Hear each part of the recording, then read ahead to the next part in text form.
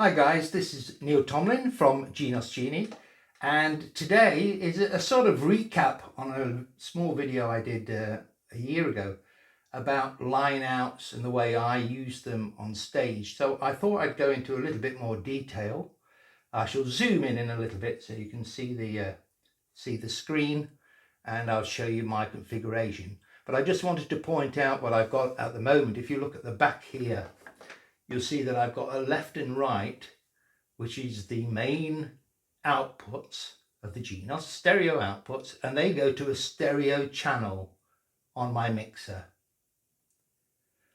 Next to that, you'll see I've got a left and right out of sub 1 and sub 2.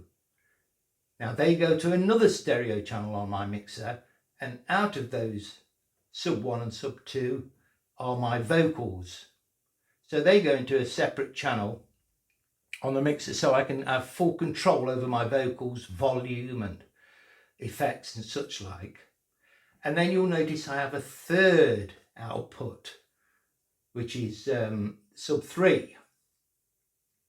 Now I have that third output because I use a bass woofer, subwoofer on a PA system. So out of this output, I send my kick drum and my bass guitar. And if that's going to a subwoofer, wow, what a sound you're going to have. Obviously, I keep repeating myself here, but if you're at home, it's not going to make any difference to you at all, really. Maybe the vocals, if you want to use more than one microphone for effects. But really, it won't affect anything back at home. You're as well just with the stereo outs.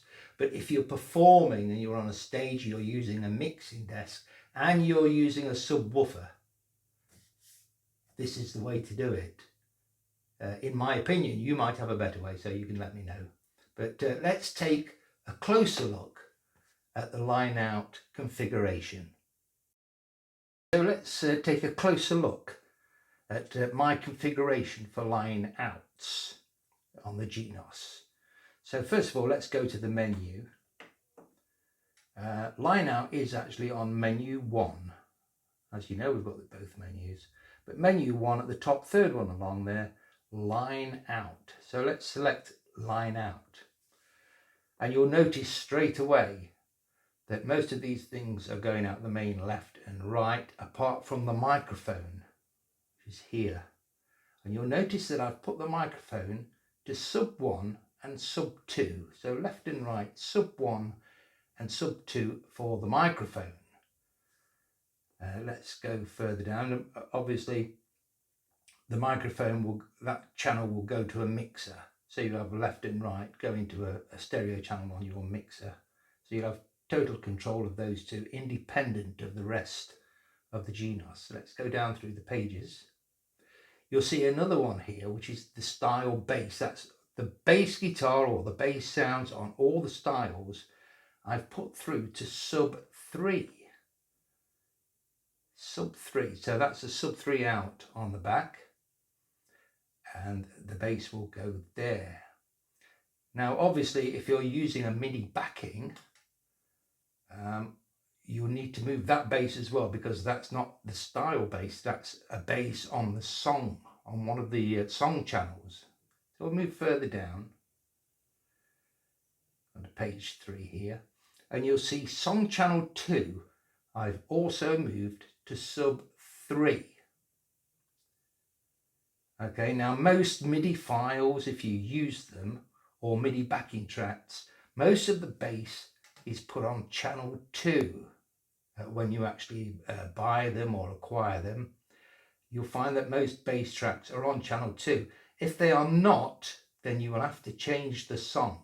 You'll have to move whatever is on channel 2 and put it somewhere else, channel 16 or something like that, and then copy wherever the bass sound channel is onto channel 2. Otherwise, when you go to a live performance, you'll lose your bass, or it'll go out somewhere else, and that's no good at all. So there we are. So let's just have a look down. Nothing else to see there. Let's go up again. So you can see I've got song channel 2, which is bass, normally the bass, and it needs to be the bass. I've moved to sub 3. I've moved the bass on all the styles to sub 3. And the microphones I've moved to sub 1 and sub 2. So we've not quite finished there. We need then to go to the drums and percussion. So let's select drums and percussion. And you'll notice I've also put the bass drum on sub 3 along with the bass guitar and the bass sounds from any song that you're using. So you need that bass drum. They go together perfectly. You do need the bass drum and the bass guitar, whatever bass you're using, are all coming out as sub 3. So they go into a separate channel on your mixer. And if you're using, well, you need to be using really either a stereo PA or a keyboard amp, but something, a sub bass speaker, you'll find it's like a full band on stage. So I have a stereo PA, but I also have a subwoofer, and my bass drum, kick drum, and bass guitar come out of that, and that booms the room. It sounds like a different instrument. Of course, as I've said before, if you're at home, none of this makes any difference whatsoever, but this is a performance setup, or my performance setup anyway. So there we have the drums and percussion out at sub 3, back to the panel, and you can see mics out at sub 2. They're totally on their own coming out of sub 2, and I've also got the style bass and the song bass all coming out of sub 3. Okay, so this is the way I set it up, and as long as you've got the right speakers and the right PA set up, you'll find it, the sound is absolutely fantastic, absolutely brilliant in my opinion. So I hope this is enlightened. It was part of a video I did a year ago, but I thought I'd just go in a little bit more depth so you can see. These line outs I save when I'm performing. I've saved them into a registration memory. So what I actually do, I have startup files. So when I go to the memory, you'll notice normally now my line out is unclicked because I don't want to save that to anything else.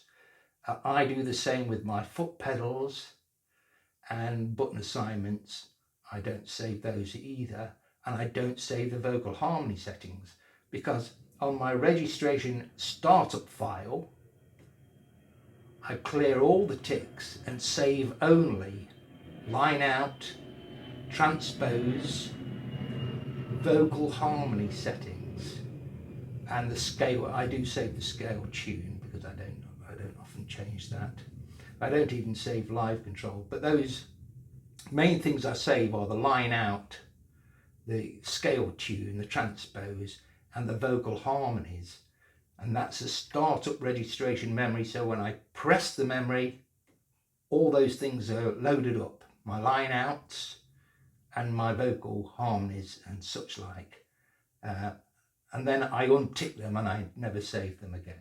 But that's just the way I work. You may have a better way of doing it, but I've just shown you the way I do it. And then when I press another registration, none of those settings have been saved to the other registration, so it's not going to affect my pedals and it's not going to affect my line outs. So I hope you found that useful. You may have a better setup. Please put it in the comments, and I shall look at it and try it myself and see what I think. So put it in the comments if you have a better way of doing things. And that's it from me, Neil at Genos Genie. Don't forget to like, share, ring the notification bell and subscribe if you wish to. And also my Patreon page contains exclusive videos and demonstrations of styles, and I've made those styles and registration memories available free to download on my Patreon page. Once again, thanks for supporting the channel, and we'll see you next time.